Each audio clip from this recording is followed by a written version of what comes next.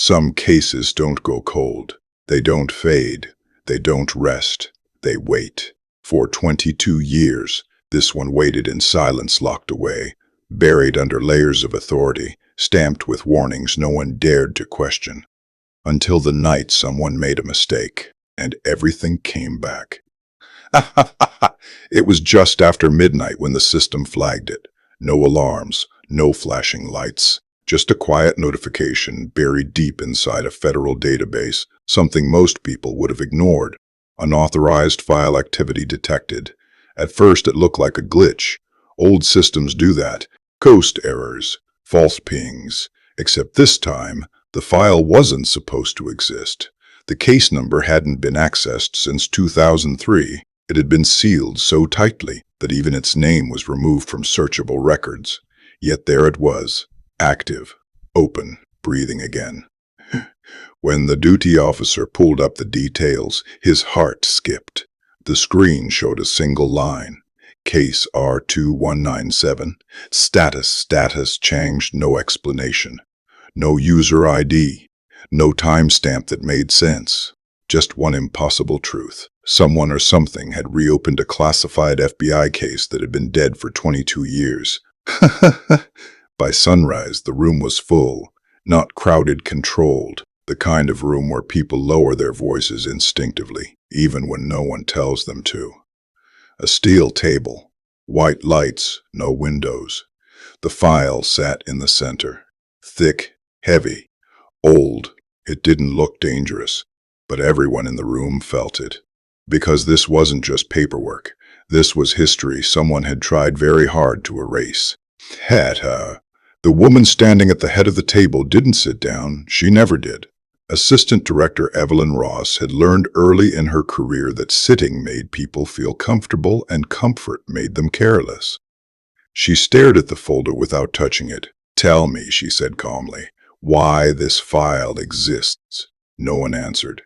She turned to the man on her right, Marcus. Marcus Hale didn't meet her eyes. He was older now, slower, but his memory was sharp, and it hurt. "I thought it was destroyed," he said. Evelyn looked at him. "You thought, or you knew?" Marcus swallowed. "I knew." The room went silent. 22 years earlier, this case had nearly torn the Bureau apart. And it had started with a woman who never came home. Her name was Eleanor Vance. She wasn't famous, she wasn't powerful. She didn't have enemies, at least none she knew about. Eleanor was a linguist. Words were her weapon. She studied patterns in language, how people hide meaning, how messages slipped through without being noticed. She worked with intercepted communications, decoding phrases that looked harmless on the surface. Until September 2001.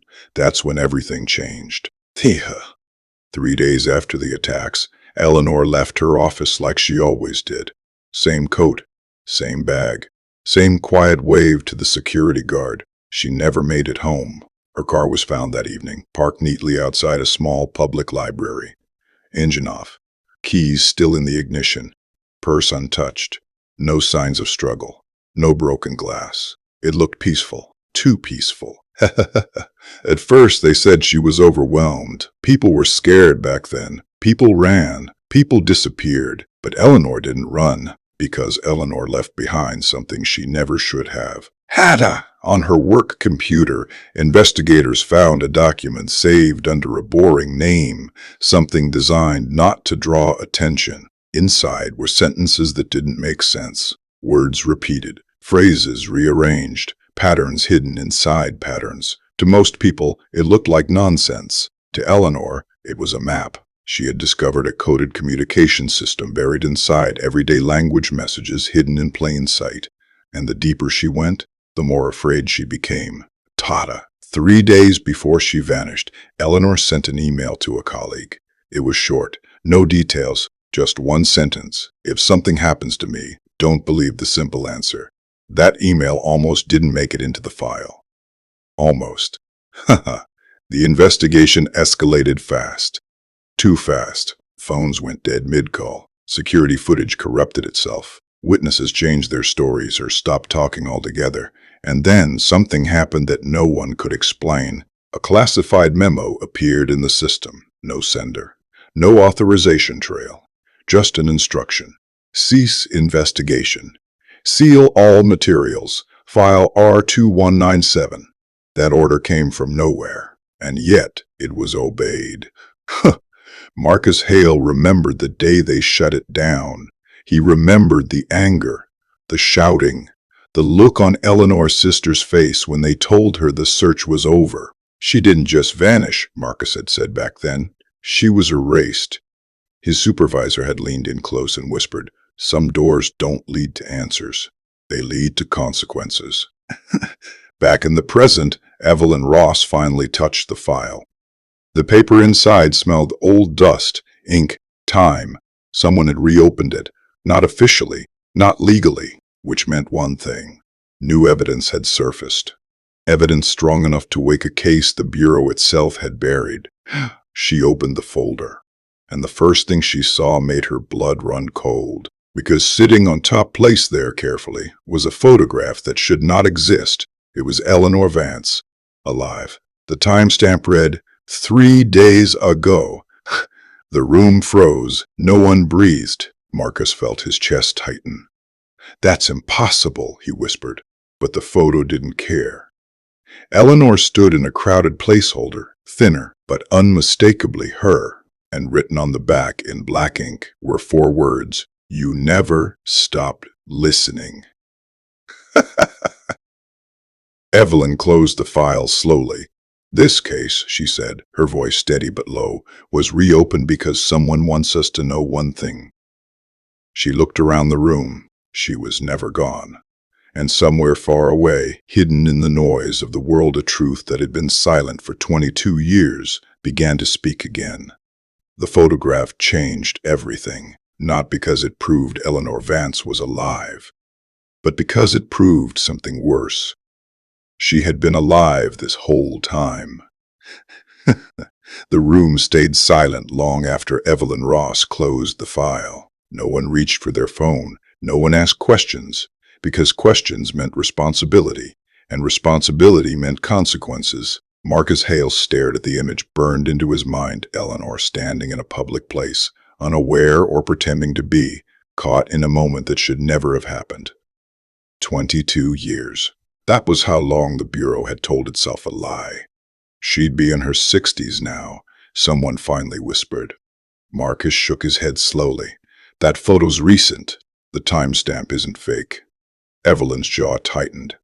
Then whoever took it wanted us to know they can reach her. Or worse, Marcus thought, they wanted Eleanor to know they could still reach us.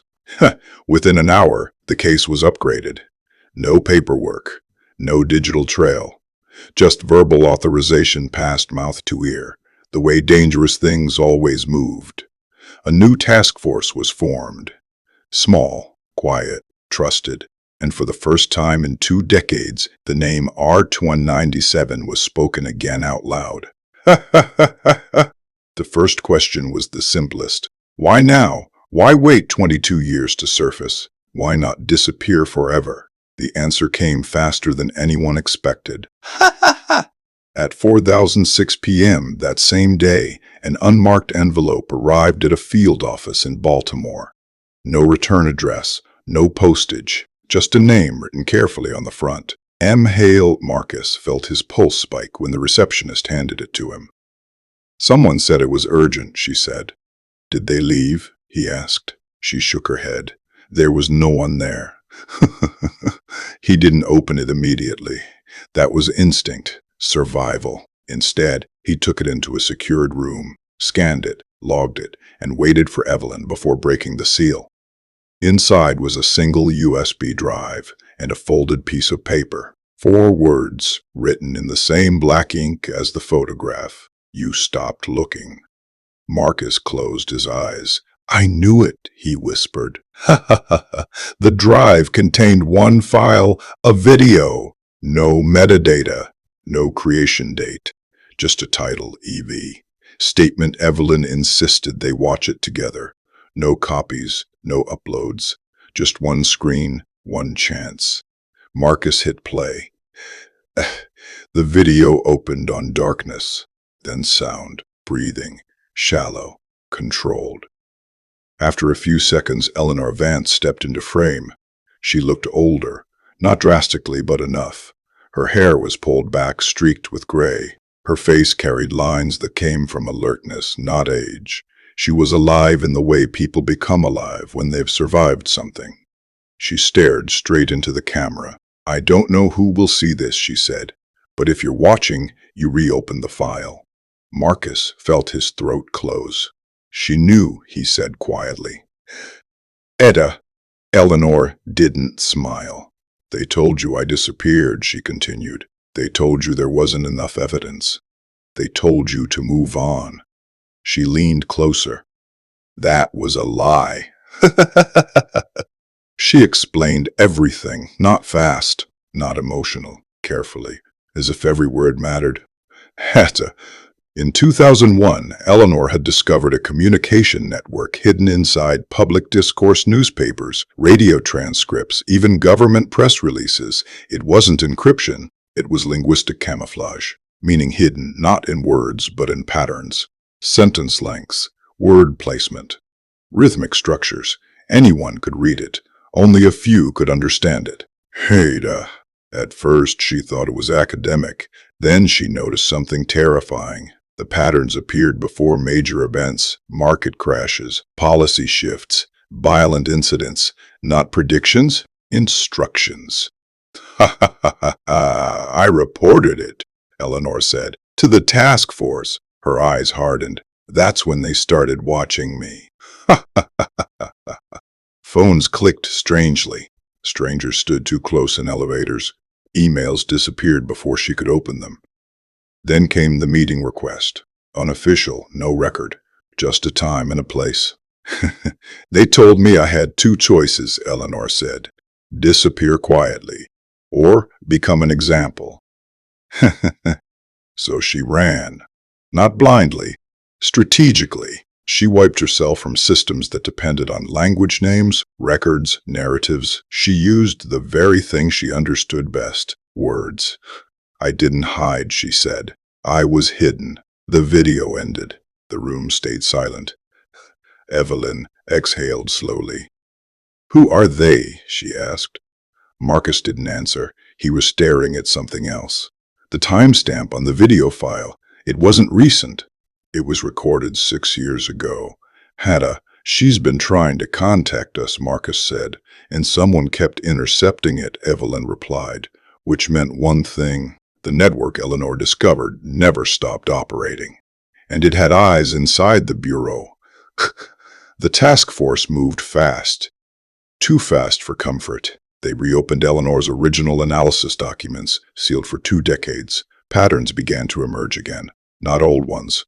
Current ones. Data. News headlines. Political speeches. Corporate statements. The same structures. The same rhythm. The same invisible language. Still active. Still alive. Teta! And then someone made another mistake. A junior analyst noticed a phrase repeated across unrelated media outlets within the same 48-hour period. Harmless on the surface, but when broken down, it translated to a location, coordinates. A small town in Pennsylvania. Population 3,214. Nothing special. Except for one thing. A woman matching Eleanor Vance's description had been seen there 3 weeks earlier. Hedda. Marcus volunteered immediately. "I owe her," he said. Evelyn hesitated. "This isn't a rescue," she warned. "This is exposure." Marcus nodded. "Then let me be seen." Hedda. He arrived at night. The town slept early. Streetlights buzzed softly. He followed the coordinates to a closed bookstore at the edge of town. The sign read, "Stories, Bach and Seaport." The door wasn't locked. Inside, the smell of old paper filled the air, and behind the counter, Eleanor Vance looked up. For a moment, neither of them spoke. Then she said softly, "You're late." And Marcus felt 22 years collapse into a single breath. "They told me you were gone," he said. She shook her head.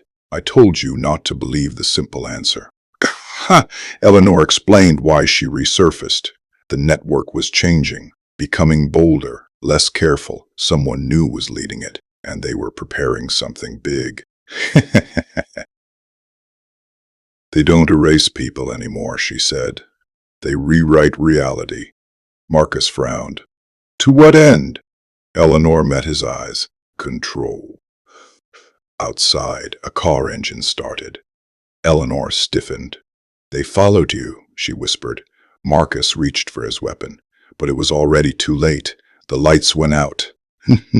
Gunshots shattered the silence. Glass exploded. Marcus pulled Eleanor down as bullets tore through shelves. Move, he shouted. They ran through the back, into an alley, into darkness. Sirens wailed in the distance, but not police. Something else. As they disappeared into the night, Eleanor said one last thing that chilled Marcus to his core. They reopened the case, she said, because they want you involved. Why, he asked. She didn't slow down. Because the story needs a believable ending. And somewhere, deep inside the systems that ran the world, a new narrative was already being written. Marcus didn't remember the last time he had run like this. Not chased, not tactical movement. Run. His lungs burned as they cut through narrow streets. Eleanor clearly knew better than he did. She didn't look back. She didn't need to. Her confidence wasn't hope. It was familiarity. She had escaped before. Gunfire echoed once more, then stopped. Too quickly. That's not law enforcement, Marcus said under his breath. Eleanor nodded. They don't chase for long. They guide. They turned into an abandoned rail tunnel, darkness swallowing them whole. Eleanor pressed a hidden switch embedded in the brick wall. A rusted door slid open just enough for them to slip inside before sealing again. Silence. For the first time in hours, Marcus could hear his own breathing.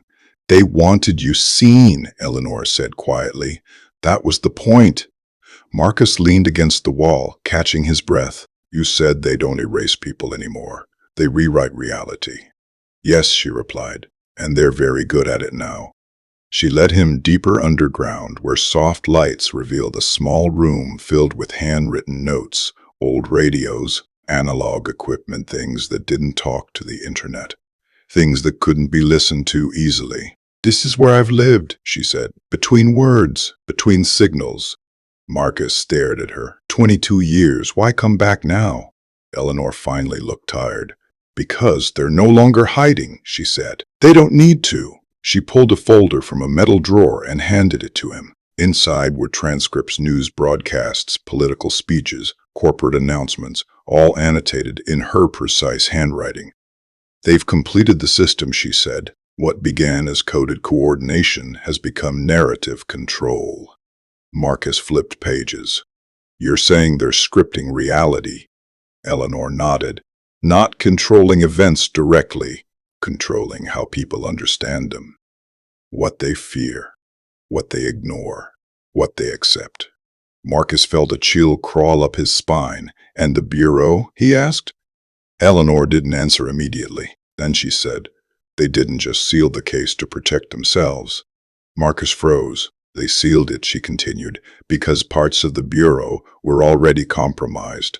The words hit harder than any gunshot. Marcus thought of the sealed orders, the missing records, the way the investigation had died overnight. How deep, he asked. Deep enough that reopening the case triggered alarms you'll never see, Eleanor said. Deep enough that someone wants this story to end cleanly. Marcus understood then. They didn't want Eleanor silenced. They wanted closure, a believable ending, a story people could accept, an ending where the truth never had to surface. They're going to frame this, Marcus said. Tie it up. One last report. Case closed for good. Yes, Eleanor said, with you in it. Outside, distant sirens wailed, this time closer, layered, overlapping. They're narrowing the narrative, she said calmly, which means we don't have much time. Marcus straightened. Then we stop running. Eleanor met his gaze. No, we finish the story. She led him to a terminal powered by a generator. On the screen was a live feed, news channels, social platforms, government statements, all moving in sync. They're preparing something, Marcus said. Eleanor typed rapidly. A manufactured crisis, small enough to manage, large enough to justify emergency messaging. Marcus watched the words appear across screens. A developing threat, an unnamed danger, public reassurance, the same linguistic structure Eleanor had shown him before. They're activating the system, he said. Yes, she replied, and once it runs fully, truth becomes irrelevant. Marcus realized then why she had survived. Not because she hid, because she understood the enemy better than they understood themselves. What do you need from me? He asked. Eleanor paused. You're trusted, she said. You're documented. You're real. And you? Marcus asked. She smiled sadly. I'm a ghost they never accounted for. She inserted the USB drive Marcus had received earlier. This contains everything, she said. The language model, the pattern decoder, the proof. Marcus frowned. Then why not release it? Because truth without context becomes noise, Eleanor replied. It has to be delivered by someone the story allows. Marcus felt the weight of it settle on him. You want me to go public? Yes, she said, but not as a whistleblower. The ground trembled slightly as footsteps echoed above them. You go as the ending, she said. The final chapter they didn't plan. Sirens were directly overhead now. They'll kill you, Marcus said. They've been trying for 22 years, Eleanor replied, but they need you alive long enough to be blamed. Marcus understood. They would paint him as unstable, obsessed, manipulated by a dead woman. They would discredit everything, unless the story breaks before they can shape it, Marcus said. Eleanor nodded. Exactly. She handed him a small device. This will broadcast the data simultaneously across multiple independent systems. Once it starts, it can't be stopped. Marcus hesitated. And you? Eleanor stepped back. I stay behind, she said.